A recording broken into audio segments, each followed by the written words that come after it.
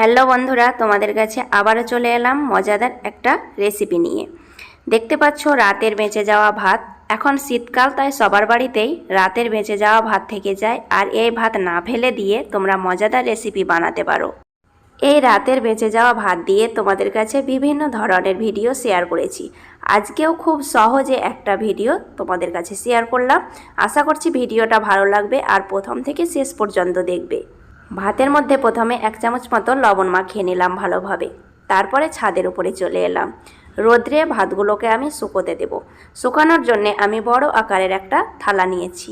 ছড়ানো পাত্রতে ভাতগুলোকে ভালোভাবে শুকিয়ে নেবে। ভাতগুলোকে ভালোভাবে শুকিয়ে নিতে হবে, একদম ঝরঝরে করে। রোদের তাপমাত্রা ভালো থাকলে 2 দিনে শুকিয়ে যাবে, আর না থাকলে 3 দিন লাগবে। তাই আমাদের নাড়াচাড়া করে ভাতগুলোকে ভালোভাবে ঝরঝরে করে শুকিয়ে নেব। ভাতগুলো শুকোতে থাক, আমি 3 দিন পর ফিরে আসছি। 3 দিন পর আমি ছাদের ওপরে আবার চলে এলাম, আর ভালোভাবে ভাতগুলোকে আমি শুকিয়ে চাল করে নিয়েছি। দেখতেই পাচ্ছ বন্ধুরা, একদম ভালোভাবে ঝরঝরে করে শুকিয়ে নিতে হবে। বন্ধুরা, ভাতগুলো যত বেশি ভালোভাবে শুকিয়ে নেবে তত রেসিপিটা ভালো হবে, তাই চেষ্টা করবে ভালোভাবে শুকিয়ে নেওয়ার। এরপরে চলে এলাম পরবর্তী ধাপে। চুলোর মধ্যে একটা কড়াই বসিয়েছি, আর কড়াইয়ের মধ্যে আমি দিয়ে দিলাম শুকনো ভাতগুলো। কড়াইয়ের মধ্যে আমি 2 মুঠ মতো ভাত দিয়ে দিলাম। তারপর অনবরত নাড়তে হবে। লক্ষ্য রাখতে হবে তলাতে যেন না লেগে যায় বা পুড়ে যায়। আঁচটাকে লো টু মিডিয়ামে রেখে ভেজে নিতে হবে। আর ভাজার সময় একদম চারিপাশ থেকে নাড়াচাড়া করে ভেজে নিতে হবে। দেখো বন্ধুরা, ফুটতে শুরু করেছে। আর চাল যেমন আমরা ভেজে নিই সেইভাবে ভেজে নিতে হবে, চাল ভাজার মতো। কিছুটা লাল হতে শুরু করেছে, সেই পর্যায়ে কড়াইটাকে আমি নামিয়ে নিচ্ছি। একটা প্লেটের মধ্যে ঢেলে নিলাম, আর বাকিগুলো আমি একইভাবে ভেজে নেব। কিছুক্ষণ ঠান্ডা করার পরে একটা পাত্রের মধ্যে ঢেলে নিচ্ছি। আমি সম্পূর্ণ শুকনো ভাতগুলো ভাজিনি, অর্ধেক মতো ভেজেছি। আমি যতটুকু পরিমাণে বানাবো দিয়ে দিচ্ছি এখানে কিছু পরিমাণে স্যাও চানা, আর 1 টুকরো গাজরকে কুচি করে কেটে নিয়েছি, আর 2টো লঙ্কা কুচি, আর এখানে নিয়েছি একটা ছোট সাইজের পেঁয়াজ কুচি। আর তোমরা সব উপকরণগুলোকে একদম ছোট ছোট কুচি করে কেটে নেবে।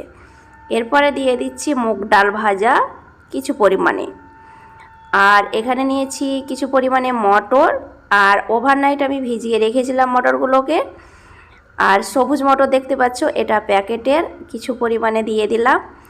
আর এখানে নিয়েছি সামান্য পরিমাণে ধনেপাতা। ধনেপাতার ফ্লেভারটা দারুণ লাগে। আর এখানে নিলাম 1 চামচ মতো বিট লবণ, আধা চামচ মতো সাদা লবণ। আমি ভাত শুকানোর সময় 1 চামচ মতো লবণ দিয়ে শুকিয়েছিলাম, তাই লবণটা বুঝে অ্যাড করতে হবে।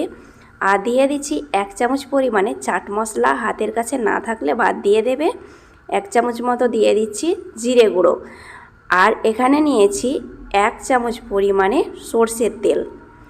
আর যে উপকরণটা আমি লাস্টে ব্যবহার করব সেটা আমি এখনও অ্যাড করিনি। সমস্ত উপকরণগুলোকে আমি ভালোভাবে চামচ দিয়ে এইভাবে মাখিয়ে নিচ্ছি। আর ভালোভাবে মাখানোর পরে যে উপকরণটা অ্যাড করতে হবে সেটা হচ্ছে পাতিলেবু।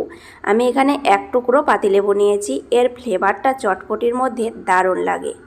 বন্ধুরা, এইভাবে তোমরা বাড়িতে চটপটি বানিয়ে খাবে, আর দারুণ মজার হয় এই শীতে সন্ধ্যাবেলায়। আমরা দোকানে গেলে চাল ভাজা দিয়ে চটপটি বানিয়ে খাই, কিন্তু রাতের বেঁচে যাওয়া ভাত শুকিয়ে যে চটপটিটা বানাবে সেটা হয় দারুণ মুচমুচে। একবার খেলে বারবার খেতে মন চাইবে। তাহলে বন্ধুরা, তোমরা এইভাবে চটপটি বানিয়ে নিজে খাবে ও বন্ধু বান্ধবদেরকে খাওয়াবে। আর ভালো লেগে থাকলে লাইক, কমেন্ট, শেয়ার করবে। আজ এই পর্যন্তই, ধন্যবাদ।